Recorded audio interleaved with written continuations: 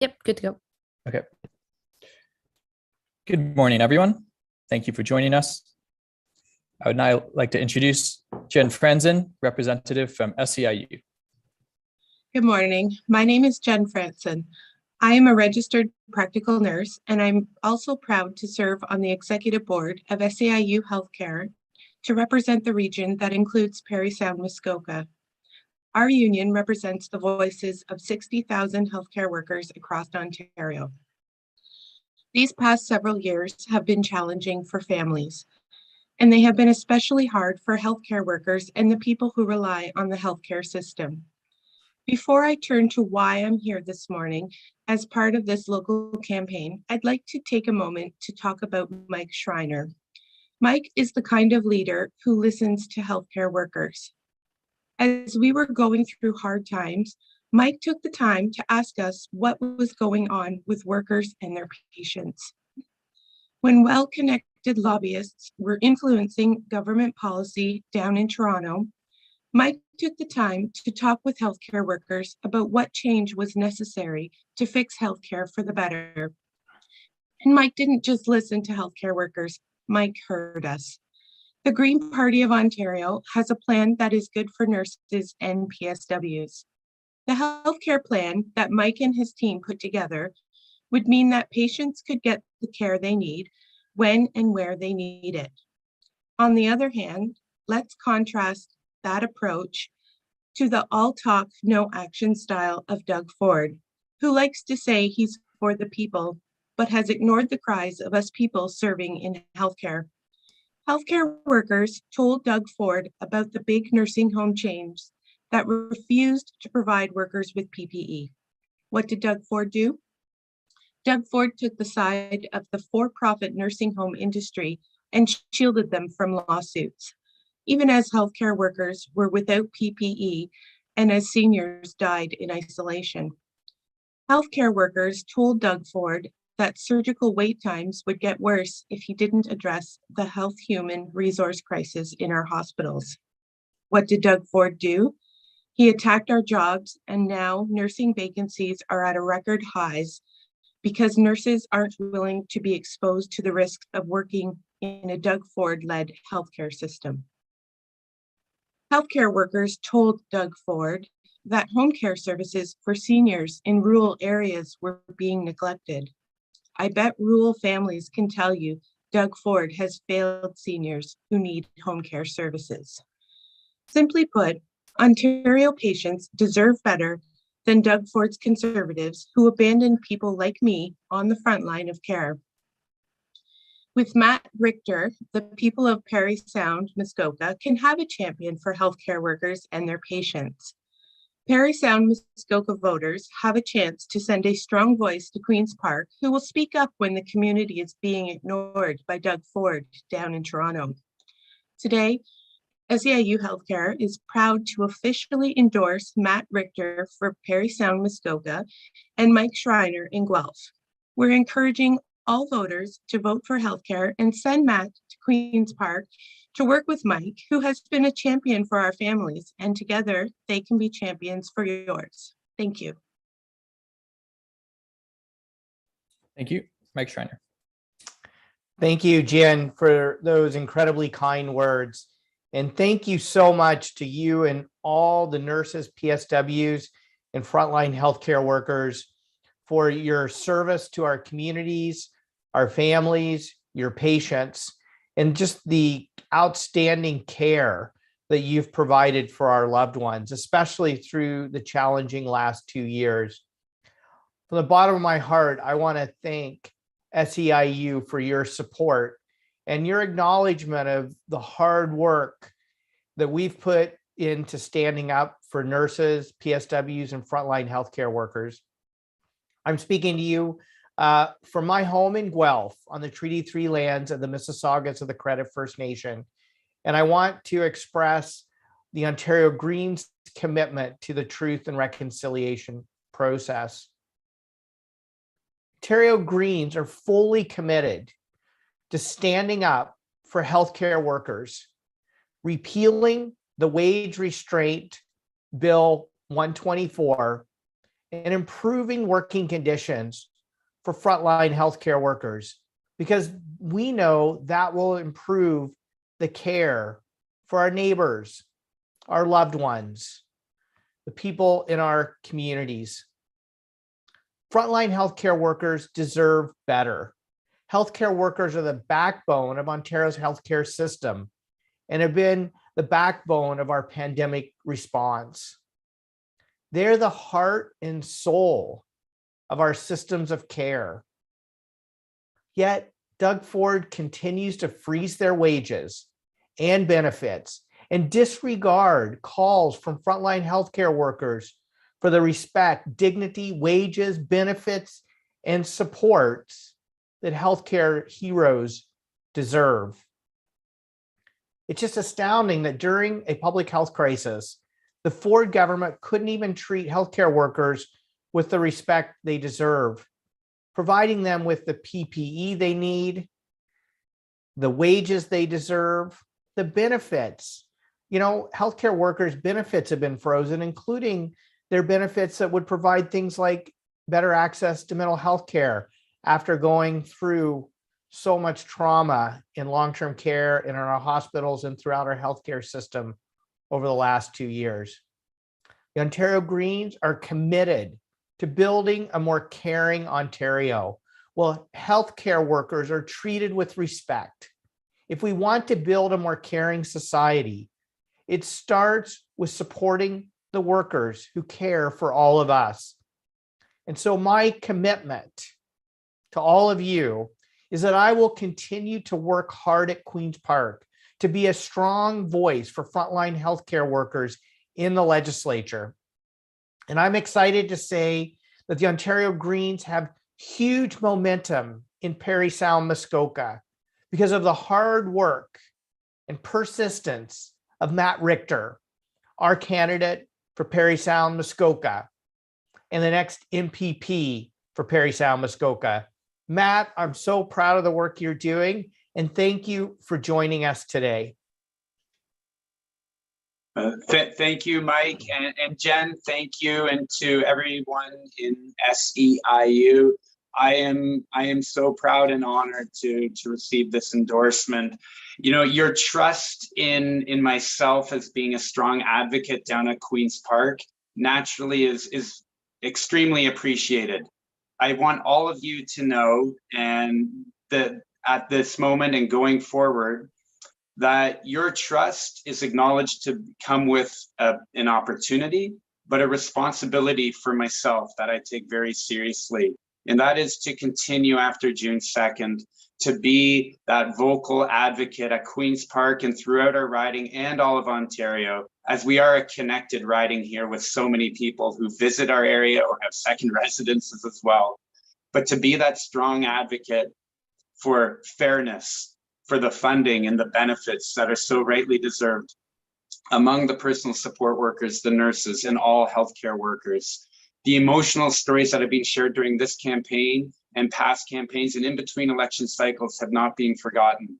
And I will remember those and use those lived experiences to really share the compelling reasons why we must continue moving forward. Those stories connect and relate to people, and that's how we develop a more caring society, to ensure that we don't go back into the past ways, that we move forward, and we are a shining example of how healthcare is meant to be done. So on behalf of myself, but our riding of Parry Sound-Muskoka, it is with a great honor that I accept this endorsement. And again, I recognize how much work needs to be done, and I'm excited to work together hand in hand to make sure that we have that healthcare system that we so rightly expect and deserve. Thank you. Thank you, Matt, Mike, and Jen. We'll now open the floor to any media questions. Can you please note if you're directing it towards your question towards Mike or Matt?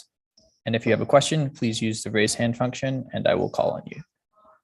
Looks like first up we have Richard Southern from City News. Richard, please unmute yourself and go ahead. Thank you. Good morning, gentlemen. Thanks for taking my call. Perhaps you could both weigh in on this if you don't mind. Every party now has a fairly extensive environmental policy. Do you worry the Green Party is getting squeezed out on your big issue? And, for those maybe who haven't been paying close attention, what sets the Green Party aside from the other parties on that all-important environmental platform? No, not at all, Richard. I mean, if you go back even to the leaders debate just a week ago, I was pretty much the only leader who talked about the urgent need to address the climate emergency during the leaders debate until people were directly asked by one of the moderators. The Ontario Greens have the most ambitious climate action plan and the most ambitious plan to ensure that our communities are climate ready. We have a plan that shows how we can crush climate pollution in half by 2030, be fully net zero by 2045, and do it in a way that addresses people's cost of living concerns by electrifying our transportation systems to make life more affordable for people, and by retrofitting our homes to help people save money by saving energy and creating tens of thousands of good green jobs. We also have a plan about protecting the nature that protects us, protecting the farmland that feeds us, the wetlands that protect us from flooding and that clean our drinking water. And we're the only party that's put forward a $2 billion a year fund to help municipalities ensure that our infrastructure is climate ready. I mean, sadly, this storm that hit Ontario last weekend, and by the way, folks up in northwestern Ontario are also dealing with flooding right now as well. They highlight these types of climate fueled weather events, highlight how critically important it is to ensure that our infrastructure is climate ready.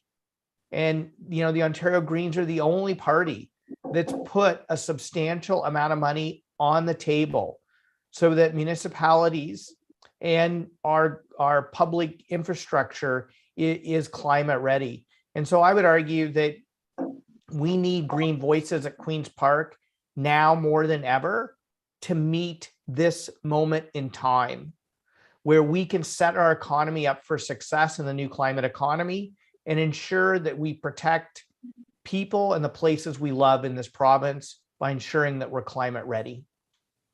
Matt?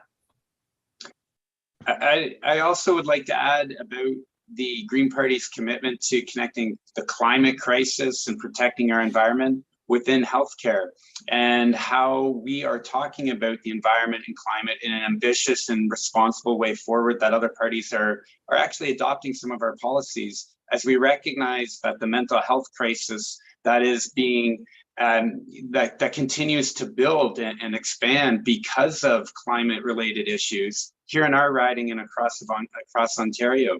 When people are concerned about where their paycheck is coming, and the reason that their business is going down and going the opposite way that they want to see because of climate related issues, whether that be our ski resort operators, even our golf courses, our different trail system networks that can't open at different times. We see this as a tourism related issue, but our farmers, even local food producers are seeing their very way of living and finding their income with their family business from one generation to the next. It's being recognized as a very vulnerable situation because of the climate. And when they see that the Green Party recognizes that, and then we're putting forward an ambitious plan to have OHIP cover mental health services, that is the kind of responsible action that they really appreciate, and they recognize that it needs cross-party support. And we were thrilled to see the other parties, well, not all the other parties, but definitely to see two of the other parties recognize that mental health needs to be covered under OHIP because it's a healthcare issue, but it's also an environmental climate crisis issue as well.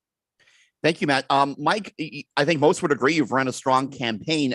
Why do you think it is that Ontarians are not embracing the Greens even more than they already are now? What's stopping you from picking up more than just one new MPP, should that happen?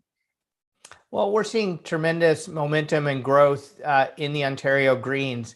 And so I'm just excited about the opportunities we have in this election to increase our seat count at Queen's Park. We know that being a new party and being the fourth party means we have to work harder than everyone else. It means that we rely on people power to fuel our campaigns. And we've seen in other provinces, I particularly look at PEI and New Brunswick and British Columbia, that you elect that first green, and then you elect that second green, and then things open up. And in the case of PEI, now the official opposition, in British Columbia, 3 Green MLAs held the balance of power in a minority government. So that we know we have to take the steps to grow our party over time. I'm a longtime small business owner. That's how you build a business. And in the same way, we're building a political movement, and we're just excited, particularly coming out of our strong debate performance last week, the momentum that the party has, and especially in Parry, Sound-Muskoka right now. Thanks, Mike. Just one last one for me. I do have to ask, there could be 2 party leader opening spots in the next couple of weeks. Will you categorically rule out right now running for the leadership of the NDP or the Liberals? I'm the leader of the Ontario Green Party, Richard. And I think, so many people have commented on the honesty and authenticity I brought to the leaders debate. And I think that's what Greens bring to politics. And I'm just honored to be the leader of, a party that has momentum, a party that's offering new solutions to old problems, and a party that is securing the endorsement of SEIU healthcare workers today, because not only are we speaking out on the climate emergency, but we're also speaking out on the need to invest in the people who deliver healthcare in this province. Can I ask Matt real quick too? Matt, what are you hearing when you're knocking on the doors? Like, why do you think it is that you're in a position to perhaps win this riding? What are people telling you? People are sharing from the beginning of this election till now that they are so encouraged by a positive change, a positive way of doing politics that we've been advocating for from one election to the next with support in the past. And this time through, to see that come to be, it's like so many variables are there, but the message of honesty and integrity at the core of all the solutions we put forward.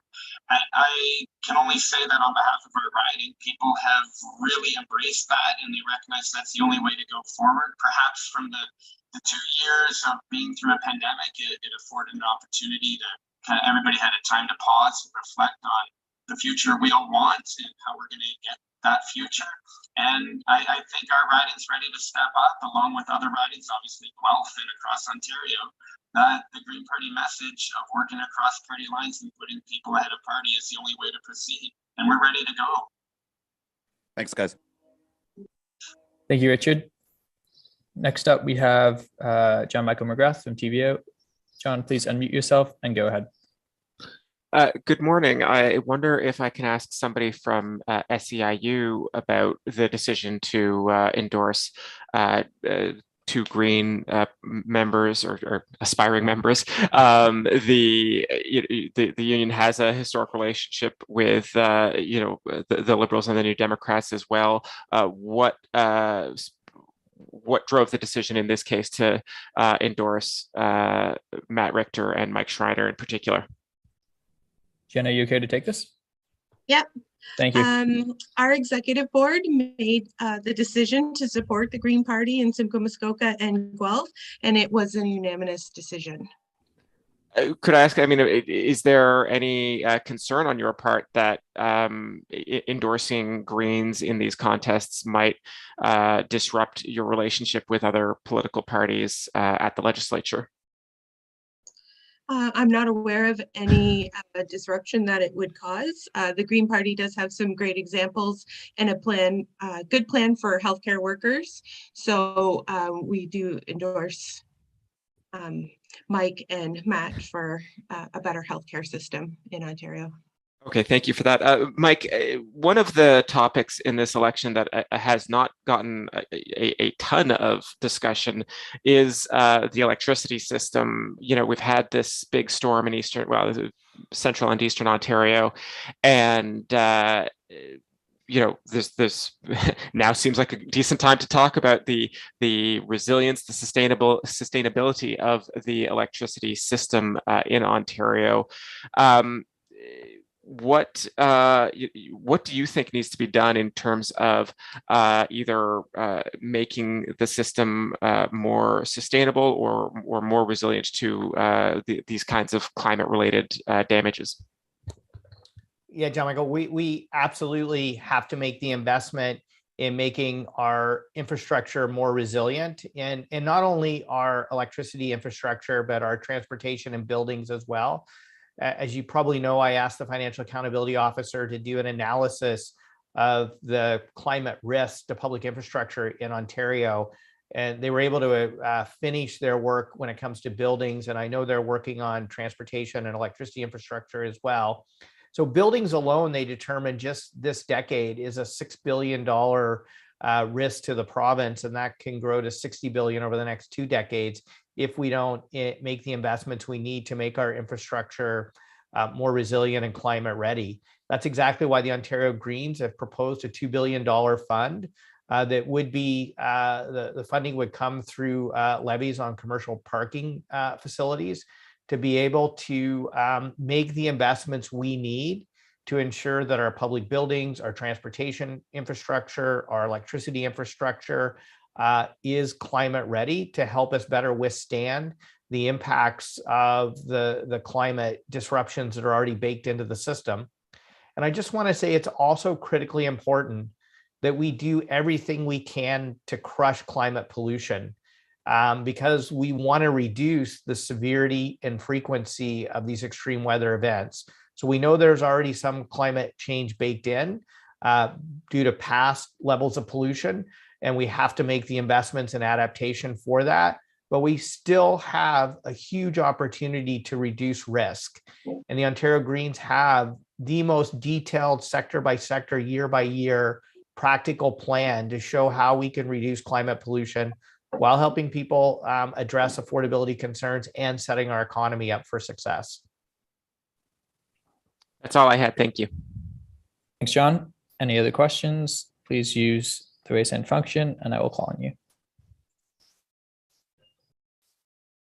That's looking like everything for now. So Mike, I can send it back to you. Yeah, I just really want to offer a heartfelt thank you to Jen and all the frontline healthcare workers and everyone at SEIU for just the tremendous service you've provided the people of this province through the biggest public health challenge of our lifetimes. And I just want you to know that you deserve respect. You deserve fair wages. You deserve fair benefits and full-time work. You deserve to have a healthcare system that's properly staffed, so you're not overworked in short shifts. That's what the Ontario Greens are going to continue to push for and advocate for and campaign for. And when we go to Queen's Park as a caucus of Greens in the next Parliament, we're going to be with you shoulder to shoulder. We're going to have your back, and we're going to honor the way in which you've honored us today by endorsing Matt and me in Parry, Sound-Muskoka, and in Guelph. And we're going to return that to fight for a better healthcare system for our loved ones, our neighbors, and our communities in places all across this province. We have to fix the foundation of our systems of care. And when it comes to healthcare and long-term care, that starts by investing in the people who deliver that care. So I want to thank you all for joining us today. And I want to wish everyone all the best, especially in this last week of the election campaign.